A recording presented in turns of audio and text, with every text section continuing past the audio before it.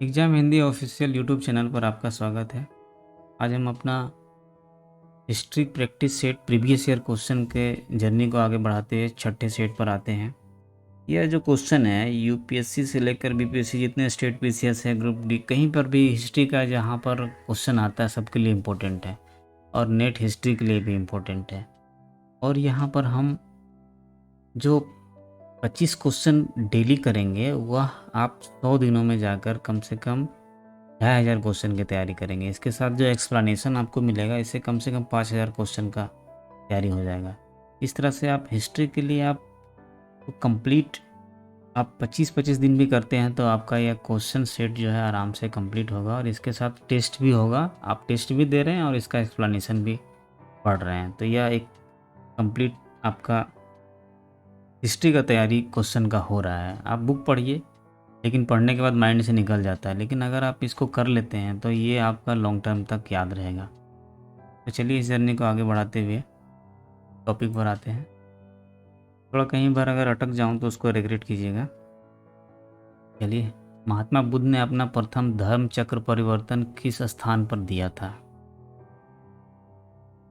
इसको पॉज करके आप अपना आंसर टिक कर लेंगे या लिख लेंगे। उसके बाद आपको देखिए वीडियो को, ताकि आपको बढ़िया से उसका आंसर मिल जाए। फिर तो इनका आंसर है सारनाथ। यानी जो महात्मा बुद्ध का जो प्रथम उपदेश जो है वो सारनाथ में दिया था, वही धर्म चक्र परिवर्तन कहलाया, जिसका अर्थ होता है कि धर्म के रुके पहिए को चला देना। नेक्स्ट क्वेश्चन पर आते हैं। मगध की प्रारंभिक राजधानी कौन सी थी? तो ये राजगिरी थी। और जो इसकी जो स्थापना की थी, राजगीर नगर की स्थापना उसी के नाम पर ये राजगिरी है, तो बिंबिसार ने की थी, जो कि हर्यक वंश का प्रथम राजा था। और बाद में शिशुनाग वंश जो था उसने वैशाली में अपना राजधानी बनाया। फिर उदयन जो था उन्होंने पाटलिपुत्र में बनाया, तो इसको पटना बोला जाता है। फिर नेक्स्ट क्वेश्चन पर आते हैं। अजातशत्रु के वंश का क्या नाम था? हर्यक वंश। इसका संस्थापक बिंबिसार था, पिछले क्वेश्चन में हमने पढ़ा था। इसको पितृहंता भी बोला जाता है, क्योंकि इसने कहा जाता है कि इसने पिता की हत्या करके शासन संभाला था। Next question. महावीर स्वामी का जन्म कहाँ हुआ था? ये बहुत ही फेमस जगह है, कुंडग्राम। और इसके पिता का नाम तो जानते ही हैं, सिद्धार्थ था, जो जात्रक क्षत्रिय के प्रधान थे। इनकी माता का नाम त्रिशला था, जिसको विदेह व दत्ता भी कहते हैं। इनकी पत्नी का नाम यशोदा था, जो कुंड गोत्र की पत्नी थी। फिर इनकी पुत्री का नाम अनुज्या था, इसको प्रियदर्शना भी बोलते हैं। इसका विवाह जमाली से हुआ था। और उसका जो महावीर स्वामी का जो बाल्यकाल में नाम था वो वर्धमान था। ये आप लिख सकते हैं। थियोसॉफिकल सोसाइटी की स्थापना किसने की थी? तो मैडम PHP ब्लावेस्ट की थी। इन्होंने 1875 ईस्वी में किया था, कर्नल अल्काट के साथ में, न्यूयॉर्क में। यहाँ नहीं हुआ, यहाँ पर ध्यान दीजिएगा, न्यूयॉर्क में इसकी स्थापना हुई थी। फिर 1882 में जो है यहाँ इस सोसाइटी ने अडियार यानी मद्रास में अपना एक ऑफिस खोला था, जिसमें एनी बेसेंट थी इसकी सदस्य।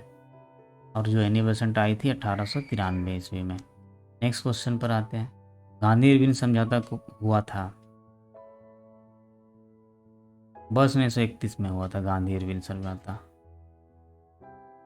Next question. भारतीय राष्ट्रीय कांग्रेस के प्रथम अधिवेशन में कितने प्रतिनिधियों ने भाग लिया था? मोस्ट रिपीटेड क्वेश्चन है, 72। यह जो प्रथम अधिवेशन था कहाँ हुआ था? तो बॉम्बे में हुआ था, बॉम्बे में हुआ था। उसका स्कूल का नाम था गोकुलदास तेजपाल संस्कृत विद्यालय। Next question. National council of education की स्थापना कब हुई? 15 अगस्त 1906 में हुई थी। कुछ कुछ क्वेश्चन आपको हार्ड मिलेंगे, तभी तो पता चलेगा कि आपकी तैयारी का लेवल क्या है। ये सब मोस्ट रिपीटेड क्वेश्चन है, और वही क्वेश्चन अभी आ रहा है आजकल का ट्रेंड का एग्जाम में, जो कि आपको कहीं नहीं दिख रहा है। करो या मरो का संबंध किस आंदोलन से है? तो भारत छोड़ो आंदोलन से है। ये ग्वालियर टैंक में हुआ था, और इसे अगस्त क्रांति भी कहा जाता है। और इसी आंदोलन में गांधी जी ने करो या मरो का नारा दिया था। करो या मरो का नारा उन्होंने बोला था कि एक पर्ची पर लिख लो और साथ में रखो। स्वतंत्र भारत के पहले भारतीय गवर्नर जनरल थे तो सी राजागोपाल, ये अंतिम में थे और पहले भी थे। नेक्स्ट क्वेश्चन, अभिनव भारत से कौन संबंधित है? तो बी डी सावरकर। सावरकर जो थे क्रांतिकारी में संगठनों में थे। इन्होंने फिर 1899 में मित्र मेला की स्थापना भी की थी। मित्र मेला का स्थापना की। नेक्स्ट क्वेश्चन पर आते हैं, असहयोग आंदोलन शुरू किया गया था 1920 से।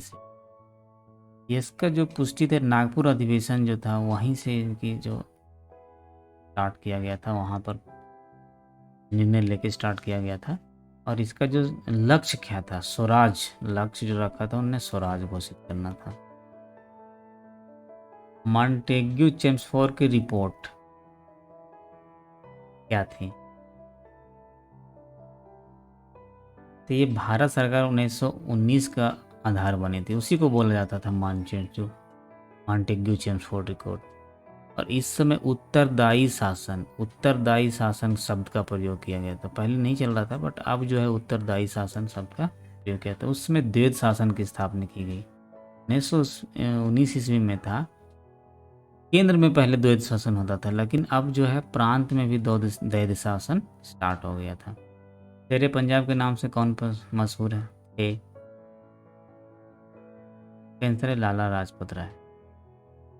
निम्न में से कौन सा गोलमेज सम्मेलन वर्ष 1932 में हुआ था? तो यहाँ इसकी आंसर है तीसरा गोलमेज सम्मेलन जो था 1900।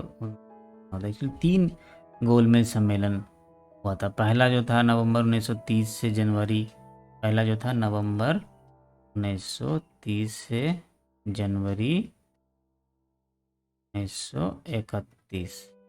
फिर दूसरा था सितंबर दिसंबर में है, सितंबर से दिसंबर 1931 में हुआ था। फिर जाके तीसरा जो था वह हुआ था 1932 में, नवंबर दिसंबर में। सांची स्तूप का निर्माण किसने करवाया था? सम्राट अशोक ने करवाया था। नेक्स्ट क्वेश्चन, अजंता की गुफाएं निम्नलिखित में किससे संबंधित हैं? जातक कथा है। ज़्यादा कथाओं का उसमें जिक्र है, उसी के ऊपर पेंटिंग बनाई गई है। कल्हन द्वारा रचित राज तरंगिणी निम्नलिखित में से किससे संबंधित है? तो चंद्रगुप्त के शासन से संबंधित है। नहीं, ये गलत है। कश्मीर के इतिहास से संबंधित है। कश्मीर के इतिहास में जो है राज तरंगिणी लिखा गया था। नेक्स्ट क्वेश्चन, त्रिपिटक निम्नलिखित में किससे संबंधित है? अभी हमने पहले भी लास्ट में डिस्कस किया था। त्रिपिटक जो था वो बौद्ध के था, बौद्ध ग्रंथ था ये सब त्रिपिटक। यहाँ थोड़ा सा क्रम बदला हुआ है, A B E यहाँ। स्वराज मेरा जन्म सिद्ध अधिकार है, मैं इसे पाकर रहूंगा, किसने कहा था? बाल गंगाधर तिलक ने कहा था। निम्नलिखित में से किसने तीनों सम्मेलन में भाग लिया था? ये ओनली B.R. अम्बेडकर सर थे जो कि तीनों सम्मेलन में भाग लिया था। नेक्स्ट क्वेश्चन है कि इसने निम्नलिखित में से किसने क्रांतिकारियों के संगठन अभिनव भारत को संगठित किया था? ये विनायक दामोदर सावरकर थे, जो कि अभिनव भारत की स्थापना होती है 1904 में नासिक में। नेक्स्ट क्वेश्चन, अमीर खुसरो ने में से किसके शासन काल से निम्नलिखित संबंधित थे? अमीर खुसरो जो है इनमें से किसके शासन काल से संबंधित है? अलाउद्दीन खिलजी के दरबारी कवि थे। इन्होंने बहुत प्रसिद्ध रचनाएं रखी, तुगलकनामा, किरानो सादेन, खजाइन उल फुत्तू, आशिका, ये सब बहुत सारे ग्रंथ लिखा था इन्होंने। मोहनजोदड़ो निम्नलिखित में से कहाँ पर स्थित है? तो अभी तो वो पंजाब में स्थित है। पहले जब ज्वाइंट भारत था तो भारत में थे, लेकिन अब पंजाब में है। सिंधु घाटी के सभ्यता के संदर्भ में निम्नलिखित कथनों पर विचार कीजिए। उस काल में भारत में वस्त्र बनाने में कपास का प्रयोग होता था। यह सभ्यता मुख्यतः लौकिक सभ्यता थी तथा उसमें धार्मिक तत्व यद्यपि उपस्थित था, वर्चस्वशाली नहीं था। उपरोक्त में से कौन सा कथन सही है? इसका एक नंबर क्वेश्चन कही थे। उस काल में भारत में वस्त्र बनाने में कपास का उपयोग होता, सिंधु सभ्यता।